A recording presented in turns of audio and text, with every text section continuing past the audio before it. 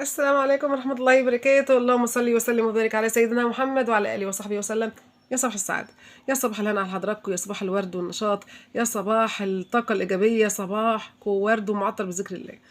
النهاردة إن شاء الله هقول لكم على حاجات لأي ست بيت هتعمل شقة أو هتشطب شقة بتاعتها جديدة، أو أي عروسة بتشطب شقتها وعايزة حاجات هتفيدها. هقولك على حاجات معينة كده تعمليها بحيث تاخدي بالك وانت بتشطبي، لأن هي فعلا ضرورية وهترجعي تندمي عليها تاني مرة. تعالوا نشوف ايه الحاجات اللي هنقولها. اول حاجه اختيارك للسيراميك بتاع شقتك. اختيارك للسيراميك لازم يكون اختيار موفق. في ناس كتير جدا بتحب الغوامق، انصحك بلاش الغامق بجد في السيراميك. بيغير بعد كده في المسيح ومش باين عليه نظافه ومش حلو خالص اطلاقا وهترجعي تندمي. الحاجه التانية، بلاش تعملي ورق حائط في اوضه الاطفال. اوضه الاطفال لازم تكون دهان. ليه؟ ممكن مثلا ابنك يشخبط على ورق الحائط، فورق الحائط مره في اتنين بالغسيل مش بيبقى مظبوط وبيبوظ. لكن لو دهان هيبقى افضل معاكي وانجح، وكمان هيبقى عملي كتير. حاجه تانية كمان خدي بالك ان انت لما تيجي تدهني دهان شقتك اختاري دايما الالوان الفاتحه، بيدي وسع وضي حلو، وكمان ما بيروحش عليه موضه، زي مثلا الاوف وايت، زي الابيضات، زي السن الفيل. الحاجات اللي هي الفاتحه دي حلوه جدا في الدهانات. الفيش الكهرباء بلاش في اوضه الاطفال بالذات تعمليها نازله لتحت، لان هي خطر جدا على الاطفال. دايما حاولي ان انت ترفعيه لفوق شويه. حاجه تانية، باب الحمام يفضل ان انت ما تعملوش بخشب، لانه هيقرفك بعد كده ومش عملي وهيبوظ من الميه. فالالموتال افضل كتير كتير من الخشب، خدي بالك من النقطه دي.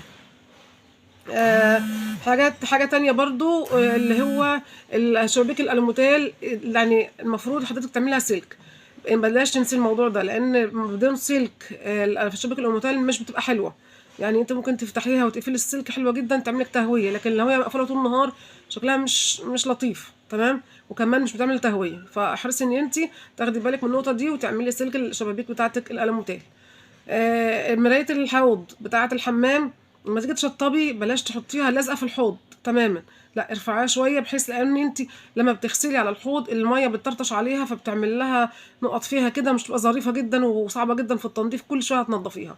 لكن لما تكون مرفوعة شوية عن الحوض هتبقى بعيدة عن المية، وفي نفس الوقت مش هتاخد تنظيف كل يوم منك. خدي بالك من الحاجات دي. الحاجات دي مهمة جدا وضرورية.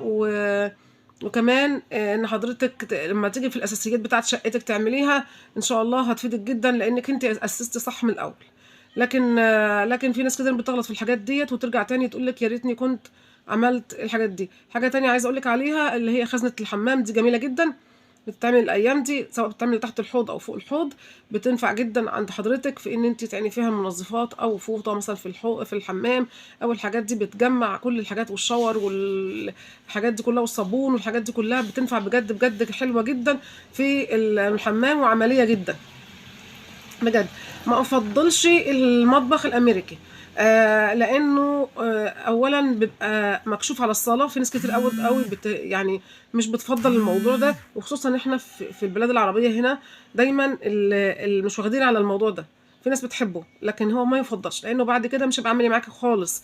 في الاول هيبقى شكله شيك وحلو، بعد كده مش هيبقى عملي معاكي، خصوصا انه ما عندك اطفال او لو عندك ضيف او حاجه وانت مضطرين تقفي في المطبخ مثلا براحتك.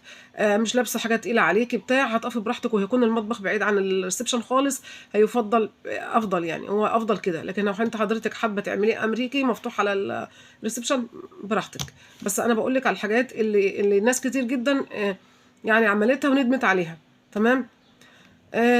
سجاد الشقه حاولي ان انت تجيبيه، بلاش السجاد اللي هو له شعر. السجاد اللي له شعر حلو ومنظره حلو في الاول، لكن بعد كده بيبوظ منك خالص، لانه مش عملي خالص. دايما هاتي السجاجيد اللي هي يعني لا فاتحه قوي ولا غامق قوي. خليكي خير الامور الوسط، بحيث ان انت يبقى شقتك حلوه وفي نفس الوقت السجاد ما يبصش منك ويتوسخ بسرعه، وفي نفس الوقت البلاش اللي هو له شعر كتير ده، لانه مش عملي خالص. يا رب يكون شويه النصائح اللي قلت لك على حضراتكم ديت تفيدكم كويس. واتمنى من حضراتكم ما تنسوش في اللايك والاشتراك في القناه، وبحبكم جدا في الله. السلام عليكم ورحمه الله وبركاته.